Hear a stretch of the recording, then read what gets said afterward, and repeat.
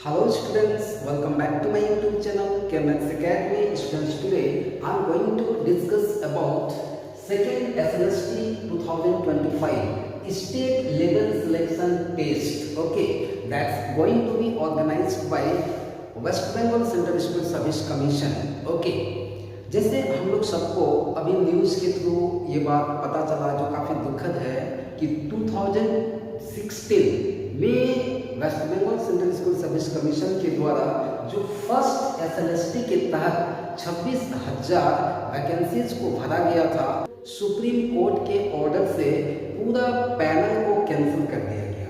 Okay, और इसके बाद सुप्रीम कोर्ट के डायरेक्शन के थ्रू ही अभी West Bengal government total 44,000 more than 44,000 that is 44,203 total post के लिए सेकेंड एसएलएसटी 2025 का टीजीटी पीजीटी के साथ साथ नॉन टीचिंग स्टाफ के लिए भी वैकेंसी आया हुआ है। ठीक है, जिसका डिटेल अभी हम लोग देखेंगे। एक्चुअली इसका डिटेल नोटिफिकेशन कल के डेट यानी 29 मई को कलकत्ता गेजेट में डिटेल नोटिफिकेशन जारी किया गया है। ठीक है, और उसके बाद West Bengal school service commission का जो वेबसाइट है वहाँ भी काफ़ी डिटेल से सब कुछ दिया हुआ है। ठीक है, और सबसे पहले तो मैं ये बात क्लियर करूँ कि जैसा नोटिफिकेशन में ये बात काफ़ी चर्चा में था कि कौन कौन इसमें अप्लाई कर पाएंगे, क्या वही अप्लाई करेंगे जो 2016 में अप्लाई किए थे जिनका हुआ था, या फिर जो जिसका पैनल कैंसिल कर दिया गया है। लेकिन अभी जो गवर्नमेंट की तरफ से नोटिफिकेशन आया है उसमें ये बात साफ है कि सभी अप्लाई कर सकते हैं, 2016 वाला या जो ऑलरेडी जॉब में थे जिनका जॉब चला गया। ठीक है, उनको कुछ रिलैक्सेशन दिया गया है। ठीक है, टीचिंग एक्सपीरियंस के लिए कुछ मार्क्स रखा गया है जिसका आगे हम लोग चर्चा करेंगे। एज रिलैक्सेशन भी दिया गया है हम लोग को। ठीक है, लेकिन फ्रेशर लोग भी अप्लाई कर सकते हैं। अब देखिए दूसरी बात, यहाँ पर जो एक इम्पॉर्टेंट बात है, ये सब कुछ डेट्स है जिसको मैं यहाँ लिखा हूँ, इसको हम लोग समझेंगे पहले कि कमेंसमेंट ऑफ ऑनलाइन एप्लीकेशन ये आपका शुरू हो जाएगा 16 जून से, ये 5 PM तक चलेगा। ठीक है, और ये जो आपका लास्ट डेट है एप्लीकेशन जमा करने का वो है 14 जुलाई तक, 1 महीना, और इसका भी टाइम 5 बजे शाम तक, और फी जमा करने का भी लास्ट डेट 14 जुलाई है, और ये आपका 11:59 PM तक आप जमा कर सकते हो इसी डेट में। ठीक है, सबसे बड़ा बात है ये जो आपका tentative date of written test ये है फर्स्ट वीक ऑफ सितंबर, बहुत कम समय है। स्पेशली मेरे वैसे स्टूडेंट्स जो 2016 का पैनल में इम्पेनल्ड होके जॉब के रूप से नौकरी किए और उनका नौकरी चला गया। ठीक है, तो उन लोग से मैं ये बात बोलना चाहूँगा कि जिनका भी मैथमेटिक्स एज ए सब्जेक्ट था, मैं फिर से उन लोग को अपने स्तर से हेल्प करना चाहूँगा। ठीक है, ऐसे बहुत लोग मेरे से कॉन्टेक्ट किए हुए हैं और उनको मैं अभी से हेल्प करना शुरू कर दिया हूँ। एक्चुअली गवर्नमेंट को तो एग्ज़ाम नहीं देना चाहिए, उन लोग को कम से कम जो किया है उन लोग के लिए बिल्कुल कुछ अलग करना चाहिए, बट ऐसा किया नहीं और नोटिफिकेशन जारी कर दिया गया। ठीक है, तो जो भी हो हम लोग तो सिस्टम का एक तरह से हिस्सा है, अलग कुछ बहुत ज़्यादा कर नहीं सकते हैं, हम लोग के हाथ में जो है उसके लिए हम लोग अभी एफर्ट करेंगे। ओके, देखिए आगे पब्लिकेशन ऑफ रिजल्ट, जैसा कि एग्जाम डेट है आपका सितंबर में, result publication of result date ये टेंटेटिव है, जो अक्टूबर का 4th वीक तक रिजल्ट आ जाएगा। सितंबर में एग्जाम और अक्टूबर में रिजल्ट, और उसके बाद इंटरव्यू। देखिए इंटरव्यू सिलेक्शन प्रोसेस में इंटरव्यू को इंक्लूड किया जाता है यहाँ पर, और उसमें से ये इंटरव्यू चलेगा फर्स्ट वीक से 3rd वीक के बीच में नवंबर का। और publication of panel, complete panel जो है वो 24 नवंबर को पब्लिश किया जाएगा, और काउंसलिंग यानी कि किसको कौन सा स्कूल लेना है, कहाँ पर लेना है, as per their rank they can choice, they can select their school, और वो चलेगा आपका 29/11/2025 को। यानी सुप्रीम कोर्ट का ऑर्डर है कि 31 दिसंबर से पहले पूरा नियुक्ति प्रक्रिया को जो है कंप्लीट करना है। ठीक है, और इसलिए सरकार जो है तुरंत सारा कुछ कर रही है। एज एक्चुअली होना क्या चाहिए, तो नॉर्मल स्टूडेंट्स जो है वो आपका उसका जो मिनिमम एज है वो है 21 ईयर और मैक्सिमम एज है 40 ईयर्स। उसके बाद SC ST है तो 5 ईयर्स का रिलैक्सेशन होता है। OBC है और यहाँ का अगर ये वेस्ट बंगाल का है तो फिर उसका लिए 3 ईयर्स और भी रिलैक्सेशन है। ठीक है, SC ST के लिए 5 ईयर्स, OBC के लिए ये है आपका 3 ईयर्स, और अगर फिर PH या ऐसा कुछ है तो 8 ईयर्स तक एज रिलैक्सेशन दिया जाता है। इसमें एक सबसे बड़ा बात क्या है कि वैसे स्टूडेंट्स जिनकी नौकरी चली गई है, ठीक है, उन लोग के लिए सुप्रीम कोर्ट का स्पेशल ऑर्डर है और उनके लिए ये एज लिमिट कोई एप्लीकेबल नहीं है। ठीक है, आगे मैं बात करने वाला हूँ TGT और PGT का क्वालिफिकेशन क्या होना चाहिए। TGT के लिए ग्रेजुएशन में अगर आपका 50% मार्क्स है प्लस BA ये चाहिए। अगर ग्रेजुएशन में आपका 50% मार्क्स नहीं है और आपने PG कर रखा है वहाँ पर 50% मार्क्स है तब भी आप TGT के लिए एप्लीकेबल है।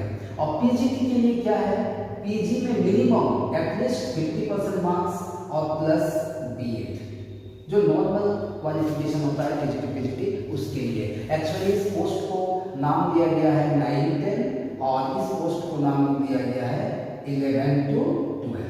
ऐसे कोई ऐसा स्टूडेंट है जो हिंदी मीडियम या इंग्लिश मीडियम या दूसरे कोई मीडियम से हैं, उनके दिमाग में ये कंफ्यूजन होता है कि वो एप्लीकेबल है या नहीं।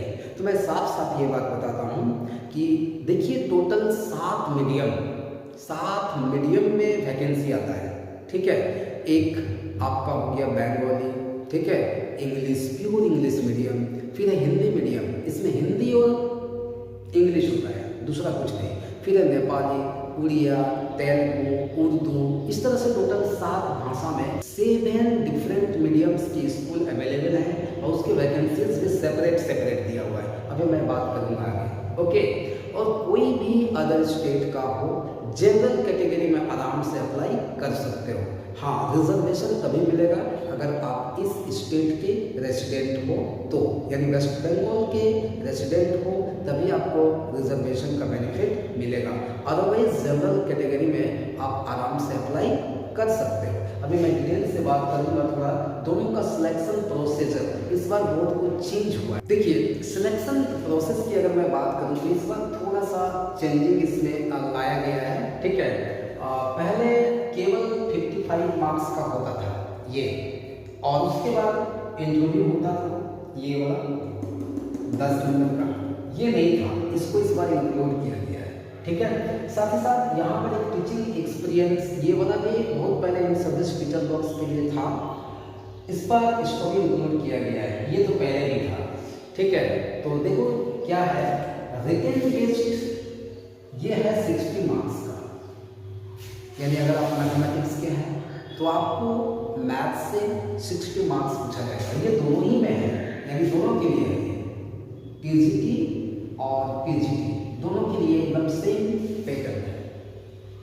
उसके बाद एजुकेशनल क्वालिफिकेशन 10 मार्क्स, ये जो है ना पहले 30 मार्क्स था इनिशियल स्टेज में, अभी ये चेंज करके केवल 10 मार्क्स किया है। और अगर आप PGT के लिए अप्लाई करेंगे तो इसमें ग्रेजुएशन में अगर आपका 60% से ज़्यादा है तो आपको 10 मार्क्स मिलेंगे। 50 से 60% के बीच में अगर आपका नंबर है, मार्क्स है, तो 8 मार्क्स, और बिलो 50 अगर है तो फिर आपको 6 मार्क्स मिलेगा ये। और अगर आप PGT के लिए अप्लाई कर रहे हैं तो वहाँ पर आपका PG में होना चाहिए, पोस्ट ग्रेजुएशन में होना चाहिए। 60% से ज़्यादा अगर है तो 10 मार्क्स मिलेगा, 50 से 60 8 मार्क्स, बिलो 50 6 मार्क्स, ये पैटर्न है। Teaching experience specially in service teacher या फिर जिन टीचर्स की नौकरी चली गई है उन लोग के लिए एप्लीकेबल है। ठीक है, एक्चुअली इसमें है क्या, 2 पॉइंट यानी 2 मार्क्स फॉर ईच ईयर, एक साल के लिए 2 नंबर। अगर किसी का 5 साल हो चुका है तो 5 गुना 10 नंबर फिक्स उसको मिल जाएगा, लेकिन उससे ज़्यादा नहीं मिल सकता है। अगर किसी का 10 साल या 20 साल भी एक्सपीरियंस है, तब भी यदि वो एग्ज़ाम में बैठना चाहे तो फिर उसको 10 से ज़्यादा मार्क्स नहीं मिलेगा। ये ध्यान देने वाली बात है। उसके बाद ओरल इंटरव्यू होता है, इंटरव्यू बोर्ड बनता है और उस बोर्ड में इंटरव्यू होता है जिसके लिए 10 मार्क्स। ये बहुत इनिशियल स्टेज से चलते आ रहा है, ठीक है। और उसके बाद ये एक नया चीज़ है लेक्चर डेमोस्ट्रेशन, इस पर है कितना 10 मार्क्स। टोटल मार्क्स का बात करूँ तो इधर 60 और 10 10 10 10 40 यानी टोटल 100, ये 100 मार्क्स का है ऐसा। और दोनों ही के लिए है सिलेक्शन प्रोसेस यानी टीजीटी और पीजीटी दोनों में सेम पैटर्न है। अपर प्राइमरी के लिए बिल्कुल ये पैटर्न सेम नहीं है, मैं बाद में उसके बारे में डिस्कस करूँगा, ठीक है। अभी जो वैकेंसी आया हुआ है वो टीजीटी पीजीटी के लिए ही है टीचिंग फील्ड में। देखिए कुछ वैकेंसीज के बारे में बात करता हूँ। बहुत का मन में कंफ्यूजन है कि किस किस तरह से हम लोग अप्लाई करेंगे। अगर मैं वैकेंसी डिटेल की बात करूँ तो सबसे पहले मैं ये बात बताता हूँ, टोटल 7 मीडियम में वैकेंसी आता है। सबसे ज़्यादा वैकेंसी रहता है बंगाली मीडियम में, क्योंकि वेस्ट बंगाल में मैक्सिमम वैकेंसी जो है वो बांग्ला मीडियम का स्कूल है, ठीक है। तो मैक्सिमम वैकेंसी बंगाली मीडियम में रहता है। दूसरा है हिंदी मीडियम, आसनसोल, कोलकाता, ये सब ऐसा जोन है जहाँ पर सिलीगुड़ी, तो ये सब में मैक्सिमम बंगाली के बाद हिंदी मीडियम स्कूल है, इसलिए सेकंड नंबर पोजीशन पे आता है हिंदी मीडियम स्कूल की वैकेंसी।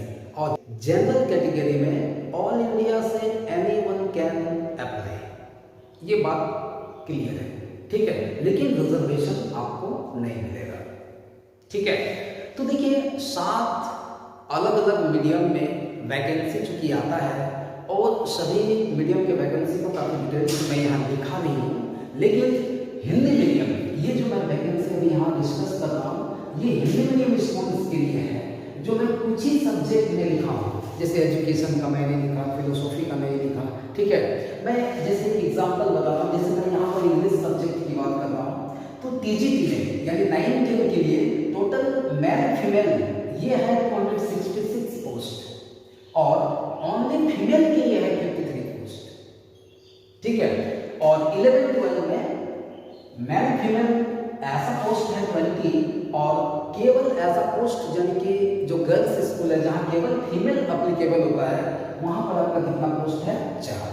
तो जैसे मैं इंग्लिश का बात किया वैसे ही हिंदी में 245 है मेल फीमेल यानी कि O8, इसको हम लोग बोलते हैं O8 और यह है ओनली फीमेल के लिए। वैसे ही पीजीटी में है ये, ठीक है। अगर मैं मैथ्स की बात करूं तो यह है 255 पोस्ट टीजीटी में 255 पोस्ट है और ओनली फीमेल के लिए 64 और पीजीटी में है आपका 19 और 3 यानी ये टोटल देखा जाए तो 22। यहाँ पर ये दोनों को टोटल करोगे तो फिर पीजीटी का पोस्ट आएगा। फिजिकल साइंस में देखिए 289 पोस्ट है केवल हिंदी मीडियम स्कूल में, यहाँ बंगाली से कोई रिलेटेड नहीं है। और उसके बाद ये है आपका 55 ओनली फीमेल के लिए। लाइफ साइंस जिसमें 267 पोस्ट है मेल फीमेल कैटेगरी में टीजीटी का 9-10 के लिए और 57 पोस्ट है ओनली फीमेल। और ये सब देखिए मैं पीजीटी के लिए लिखा हूँ। फिजिक्स का 20 पोस्ट, केमिस्ट्री में 25 और बायो में 40, यह है वो 8 बॉयज़ गर्ल्स दोनों के लिए, लेकिन ये जो है वो केवल गर्ल्स के लिए। ऐसे ही काफ़ी डिटेल से एक लंबा चौड़ा हिस्ट्री रहता है बहुत सारे सब्जेक्ट्स का, मैं सभी का लिखा नहीं। तो इस तरह से है, आप उसको वेबसाइट में जाके देख सकते हो। वेबसाइट है westbengalssc.com, ठीक है। वहाँ से आप पूरा डिटेल से इसका देख सकते हो, नोटिफिकेशन भी है। और अगर आपको किसी तरह का कोई इशू हो जानना हो तो फिर मुझे कमेंट कर सकते हो, ठीक है। या फिर मेरे फ़ोन नंबर 8116 4688 पर मैसेज कर सकते हो। मेरा व्हाट्सएप ग्रुप है, आप वहाँ पर एक practice more and more but the syllabus is so fast. अगर आप इसका पूरा डिटेल सिलेबस देखोगे, मैं आगे डिस्कस करूँगा, ठीक है। देखो कि काफ़ी बड़ा है, क्या पढ़ें क्या ना पढ़ें इतने कम समय में। यानी सितंबर में आपको एग्ज़ाम है, सितंबर में आपको एग्ज़ाम देना है, काफ़ी कंफ्यूजन होता है, काफ़ी ट्रिकी अप्रोच से प्रिपरेशन करना होता है यहाँ पर, ठीक है। तो कैसे करेंगे इसके बारे में फिर हम लोग नेक्स्ट वीडियो में चर्चा करेंगे। सिलेबस का कौन कौन सा काफ़ी इंपॉर्टेंट पार्ट है, कौन कौन सा ऐसा सेक्शन है जहाँ से किस किस पैटर्न के क्वेश्चंस पूछे जाते हैं, ठीक है। पढ़ना बहुत जरूरी है, लेकिन उससे भी ज़्यादा जरूरी होता है सिस्टमेटिक तरीके से प्रिपरेशन करना, ठीक है। अदरवाइज कंपटीशन काफ़ी फास्ट है। रिमेंबर 2016 में सोचिए 24-25 लाख स्टूडेंट एग्जाम दिया था और उसमें से 24,000 पोस्ट भरे गए थे, जो सुप्रीम कोर्ट के ऑर्डर से अभी पूरा पैनल को रद्द कर दिया गया है। आशा करते हैं आगे ऐसा कभी ना हो, ये किसी के साथ कभी ना हो, बहुत ही खराब है, ठीक है। मेरे वैसे बहुत सारे स्टूडेंट जो 2016 में सिलेक्टेड हुए थे और एकदम योग्य हैं, टैलेंटेड स्टूडेंट जो अभी आज एक तरह से निर्दोष होकर भी सजा काट रहे हैं, ठीक है, जो काफ़ी खराब लगता है। तो उन लोग के लिए भी मैं अलग से काफ़ी कुछ लेके आऊँगा। ऐसे भी शुरू कर दिया हूँ, तो मेरे पास बहुत ऑफलाइन मोड में भी बहुत पहले से ही, जब से कैंसिल हुआ है तब से ही कनेक्टेड है। ठीक है, अगर कोई नए स्टूडेंट प्रिपरेशन करना चाहते हो तो पहले सिलेबस को अच्छे से स्टडी करो, फिर देखो। अगर किस तरह का सजेशन हो तो फिर आप मुझे मैसेज कर सकते हो, कॉल कर सकते हो। मेरे इस चैनल को सब्सक्राइब करके रख सकते हो for the future information. Thank you for watching this video.